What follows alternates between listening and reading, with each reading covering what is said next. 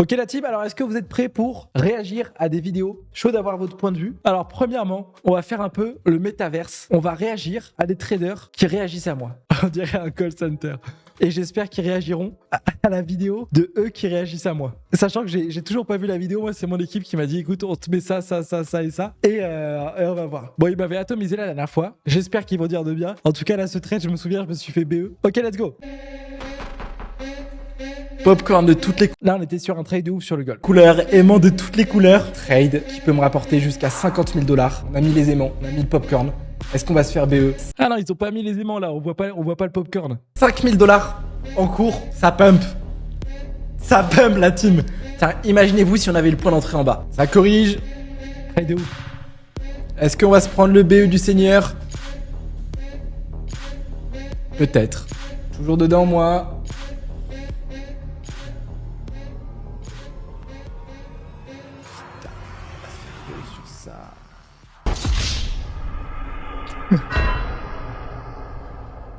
Ce qui est assez intéressant, c'est que là, il rentre clairement dans le cadre de l'émotionnel. Si je passe ce trade, je vais au ski. Si je passe ce trade, je gagne 50 000 $. Rien que le fait de quantifier les dollars que tu gagnes sur le trade, ça peut paraître anodin pour n'importe qui connaît pas le trading. Mais en fait, ça montre juste que tu es attaché émotionnellement à cette position. Ça peut te faire gagner X euros, ça peut te faire acheter telle chose. Et rien que le conscientiser, ou en tout cas trop le mettre sur la table, trop le conscientiser dans ta tête, c'est déjà quelque chose de très négatif qui peut juste largement te faire perdre des pédales et un peu modifier ta stratégie. Donc c'est toujours quelque chose de assez négatif. Après, encore une fois, peut-être que c'est juste dans le ton de l'humour dans ce short, mais pour le coup, c'est assez drôle, mais peu représentatif de ce qui se passe dans la vraie vie. Ok, alors déjà, ces deux, moi je les ai jamais vus trader. Donc déjà, je sais pas si on les voit risquer 2000, 3000, 4000 $ en live devant 1000 personnes sur l'actif le plus volatile qui existe avec un compte ouvert. Et je me souviens, cette journée, j'ai fait 16 000 $. Donc déjà, c'est complètement différent. De deux. En trading, personnellement, et eux, ils sont dans ce style, je comprends pas pourquoi. On vient risquer 1%, on vient faire 1 R, on vient faire 2 R. Moi, je fais du trading. Je fais pas du trading pour gagner 1 R. Je fais du trading pour gagner de l'argent. Alors oui, c'est bien parce que tu veux faire propre sur YouTube. Mais moi, je te dis, je parle avec des traders qui ont fait des millions. J'ai fait des centaines de milliers d'euros sur les marchés. Je parle en dollars. Je m'en fous d'avoir fait 4 R. Je veux gagner 10 000 $. Je veux gagner 16 000 $. Les R, on s'en fiche.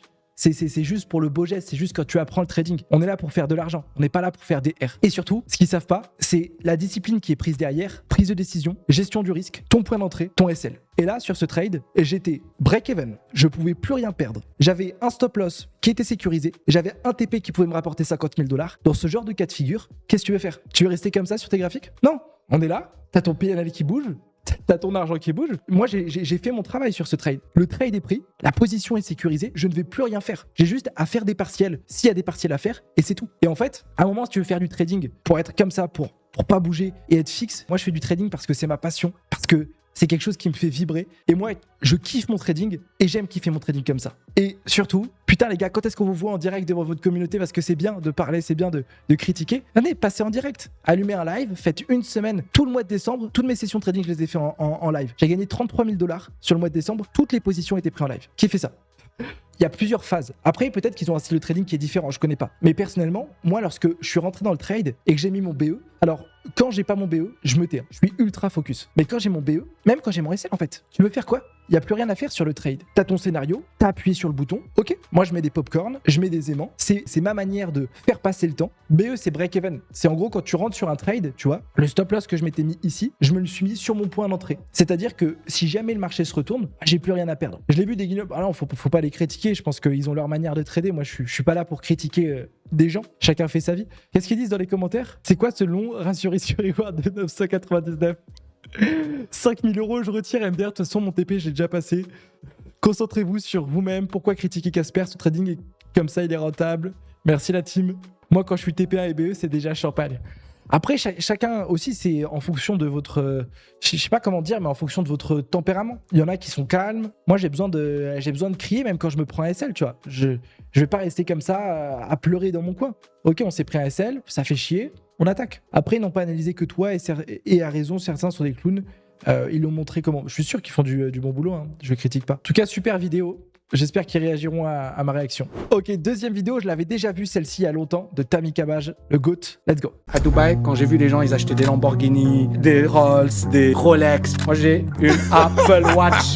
C'est tout, j'ai pas de Rolex. Dès que je suis arrivé à Dubaï, je me suis dit, cette ville, elle est dangereuse. J'ai vu des gens créer un restaurant, fermer le restaurant. Créer un restaurant, fermer. En fait, ils arrivent, ils ont plein de rêves. Ils se disent, cette ville, elle est facile. Or, cette ville, elle est impitoyable. Dubaï a détruit énormément de personnes. Ouais. On voit les réussites, on voit pas les échecs. Il y a plein d'échecs à Dubaï. Il y a plein de gens qui ont tout perdu à Dubaï. Donc moi, quand je suis arrivé, j'ai commencé à investir. Et j'ai investi pourquoi? Parce que je me suis dit, ok, j'ai fait un calcul très rapide. Le loyer représente 12% de rentabilité à Dubaï. À l'époque, même la bourse, tu vois, la bourse américaine, c'est 10% en moyenne par an. Mais t'as pas cette rentabilité sur la bourse US. Non. Et j'ai commencé à investir. Et puis, j'ai fait plein d'investissements, notamment dans l'immobilier. Et ces investissements aujourd'hui me payent toutes mes charges.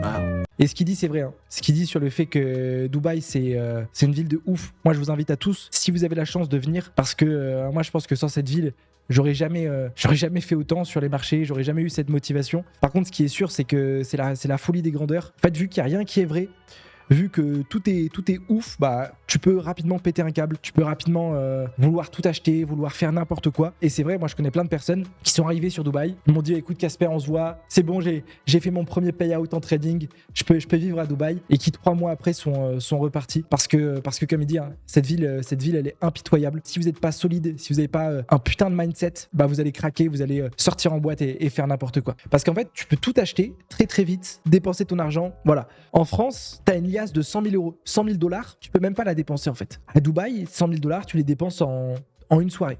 Ok, on continue la team. Alors qu'est-ce qu'il dit lui? L'or pourrait chuter, attends, il a publié quand? 3 jours. L'or pourrait chuter la semaine prochaine, voici pourquoi. Alors on va écouter son analyse.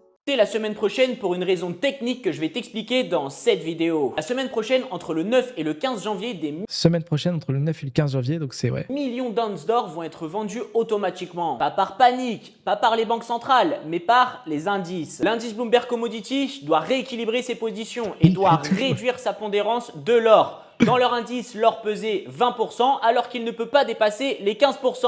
Mais qu'est-ce que ça signifie? Lorsqu'on dit l'or pèse 20% dans l'indice, ça signifie que 20% des investissements qui sont faits dans cet indice sont faits sur l'or. Et le Bloomberg Commodity Index a une règle très stricte qui dit qu'aucune matière première ne peut dépasser les 15%. Et donc résultat, ils sont obligés de vendre environ 2,4 millions d'onces d'or en 5 jours. Et selon la Deutsche Bank, ça pourrait faire chuter le prix de l'or de 2 à 3% environ. Ça c'est faux. Ça c'est faux. Je suis sûr que c'est faux. Pourquoi? Parce que en trading, il y a ce qu'on appelle une news qui est pricée. En fait, si tout le monde a cette news, qu'est-ce que vont faire les gens? Les gens vont vendre. Si demain tout le monde sait que Apple va avoir des résultats catastrophiques sur son prochain bilan, l'action Apple, alors qu'elle a toujours pas eu ses résultats, va chuter.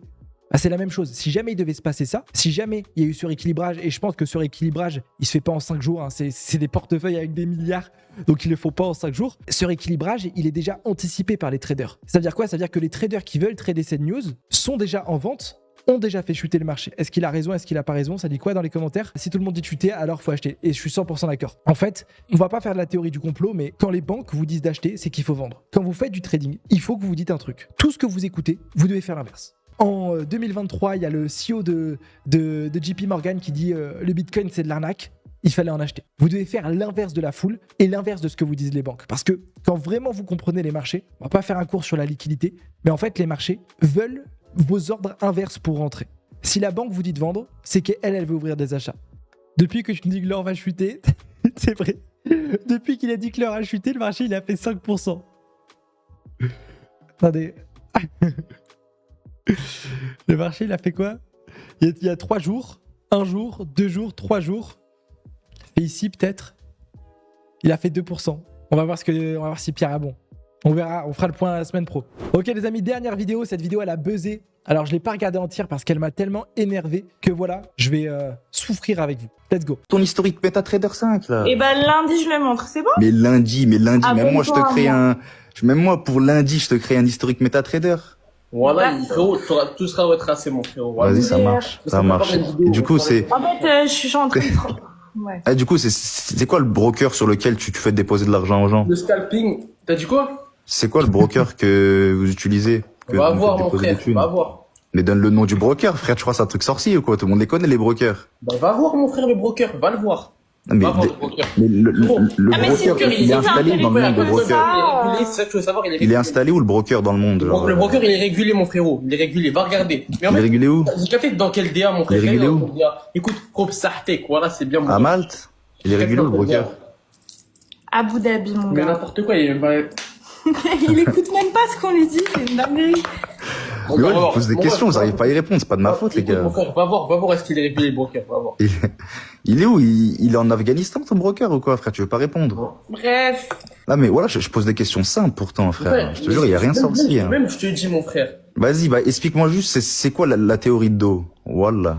C'est le truc. Et après, je te respecte. Voilà, En fait, le mec, écoute, il est sur ChatGPT, il écrit, dis-moi un truc de trading à la chambre. Mais voilà, Moi, j'ai tu me plus régales, de connaissances que toi et ta Voilà, femme. tu me frère. régales, mon frère. Voilà, tu me régales. Mais tu sais même pas, c'est quoi une suite de Fibonacci? Et c'est même pas dans le trading, ça, c'est dans la vie de tous les jours. Voilà qui me sort que des trucs. Ah. Voilà, mon frère, écoute, voilà. Ouais, il y connaît rien en trading.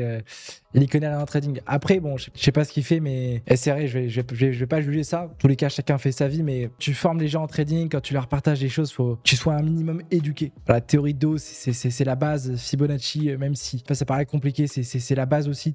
Après, peut-être qu'il fait pas du trading, je sais pas ce qu'il fait, peut-être que fait du marketing ou je sais pas trop quoi. Tous ceux qui vous disent trading c'est de l'argent facile, vous allez faire de l'argent rapidement, viens juste copier des signaux, etc. Tu vas devenir très très riche, tu vas partir à Dubaï.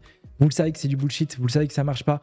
Surtout en 2026, je pense qu'il y a eu tellement d'arnaques, de gens qui se sont fait arnaquer que c'est public. Donc voilà. Et si lui il fait que copier les positions, bah moi je te recommande d'apprendre le trading parce que c'est pas que gagner de l'argent, c'est aussi un domaine qui est hyper passionnant. Et le trading, c'est pas que gagner de l'argent, c'est construire une discipline, construire un mindset d'enfer, c'est changer ta vie. Moi, depuis que je fais du trading, toute ma routine a changé, mon corps il a changé, ce que je fais dans ma vie ça a changé.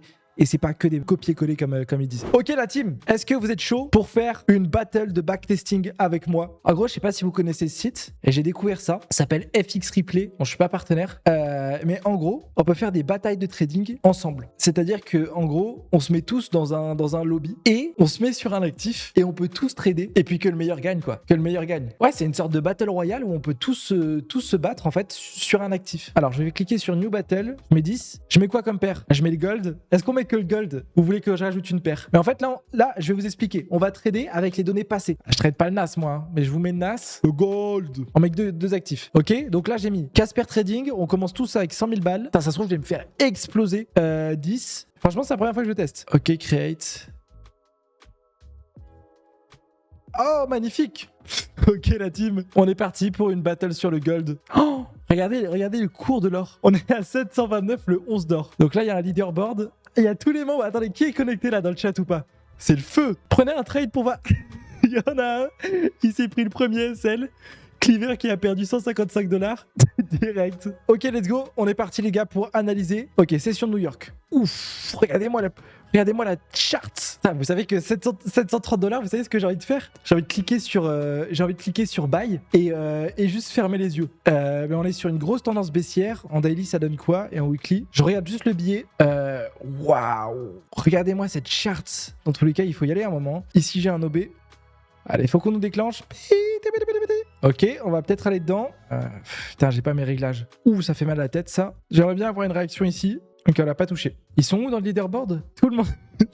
Il y en a un, il a perdu 20 000 dollars. Ah, il y a le premier gain de 1300 dollars. Bien joué à toi, Kik. Ok, allez, let's go. On va essayer de faire un truc, nous. Dommage, la zone, elle a pas tenu. Allez, prochaine session. AM15, j'ai cette zone. Allez, on va voir si ça tient. J'aimerais bien prendre un achat. Vous avez vu, je pense qu'on va venir liquider ici tous ces highs.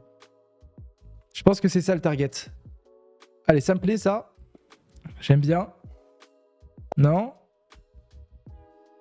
Ok, on est dedans. On rentre ou pas, la team? Là, on a FBO. On rentre? Ok, on pose la maison. Achat. Attendez, je veux juste avoir une confirmation. Attendre une confirmation M1. Ok, je rentre. Ok, les gars, on met la maison. Maximum d'emoji maison dans le chat. Je rentre avec 10 de l'eau. SL à 5000. Et TP, on va chercher ces highs. Hein. Attendez, on est à combien dans le leaderboard? On n'a plus le temps. Il y a un membre qui est à 7000. Il y en a qui se sont fait défoncer. Attendez, max drawdown 20%, j'ai 100 000. Donc si je perds 5000. Ok, j'ai le droit à 4 trades. Putain, je stresse. Ouh, ça sent pas bon.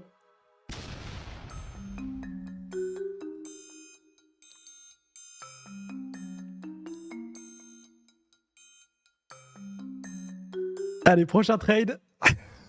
On va passer à la prochaine session. Hop, on n'a rien vu. En plus, le niveau qui tient pas. Putain, mais c'est quoi ça, ce price actions? Ça tient même pas l'OTE. Bon, on n'a rien vu, ok?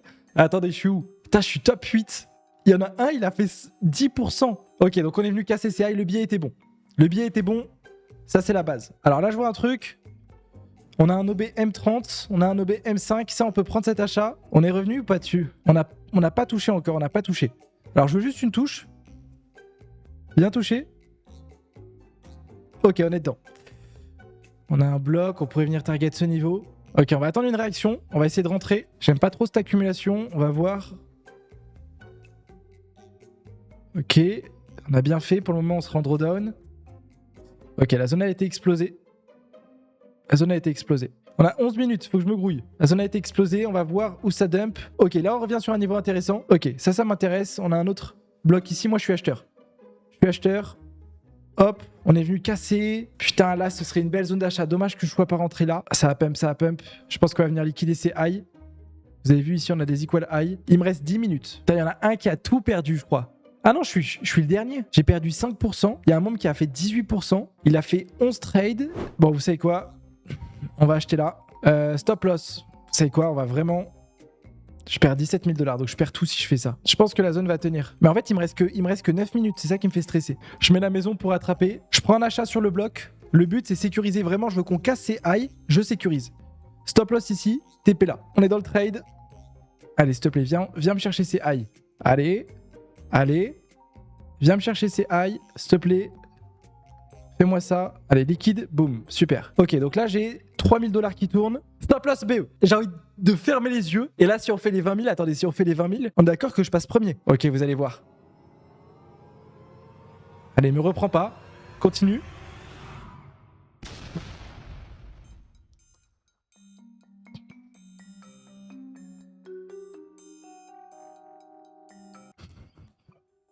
Je vous dis, le marché, il est ouf. C'est quoi ce dump? Allez, next session. Ok, ça corrige. Ok, super. Donc là, on est venu casser ces highs. Je pense qu'on est en train de valider ici un rebond haussier. On va essayer de trouver des achats. Il me reste 4 minutes. Top 6. Il y en a, il a fait 21%. Non, il va partir sans moi, je suis sûr. Allez, reviens. Reviens sur ma zone. Ouh, la zone est belle. On est dedans. Il y en a un qui a dit dans le chat, il faut all-in. On all-in ou pas sur ça? Attendez les gars, on va pas all-in. Vous me faites faire n'importe quoi. Je tente cette zone avec 10 000, si ça passe pas, je suis vraiment en train de faire n'importe quoi. Non, il faut pas que je rentre avec ça. Si celui-ci passe pas, all-in. Bah les gars, on croise les doigts. Il reste 3 minutes. En fait, ça met trop la pression le chrono. Hein. Allez, petit. Et tiens, non. Il me reste 2 minutes.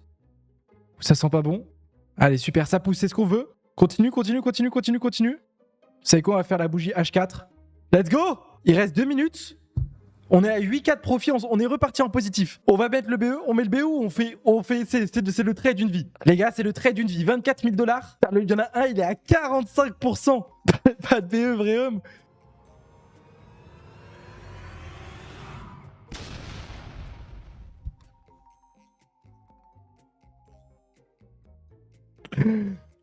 On aurait dû BE. Bon, c'est pas grave, foutu. Allez, tiens.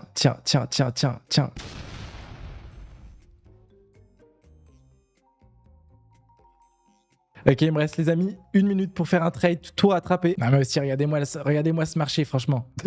Allez, ça pump, ça vient chercher les zones qu'on voulait. Il me reste 1 minute pour faire un trade. Attendez, c'est où la barre? Je stresse. Putain, mais vous savez que, en fait, j'ai même plus le temps de réfléchir là. C'est pile ou face. En tous les cas, j'ai pas le choix en fait. Il me reste 40 secondes. Allez, je suis éliminé. Attendez. Il y en a un qui a fait 78 000 $. Ah non, j'ai atteint le drawdown. J'ai pas mis de SL, ouais. Bon, ben GG. Bon, sachez que c'est pas ce qu'on fait en direct. Hein. C'est tellement stressant. Vous imaginez pas le stress que c'est parce qu'il y a le chrono en fait. On avait quoi? On avait 20 minutes pour trader. Ça pique. On s'en refait une semaine pro. Mais moi, vous savez, je vais tryhard là. Hein. J'ai vu ça. Je vais chercher toutes les astuces. Mais j'aurais jamais dû vous écouter, j'aurais dû BE. Il y en a un qui m'a dit, vrai homme ne BE pas. Du coup, bah c'était mon ego là qui a parlé. Les amis, j'espère que vous avez kiffé ce petit live. Je vous tiendrai au courant. On se dit rendez-vous semaine pro. On refera une bataille. Ceux qui veulent pas me voir en replay, mais ceux qui veulent trader vraiment avec moi, envoyez-moi un message. Ceux qui sont pas dans l'académie, rejoignez-nous. Qu'est-ce que vous attendez? Ça sert à quoi de voir du replay? Vous pouvez gagner de l'argent avec moi. Ciao, ciao la team. À bientôt.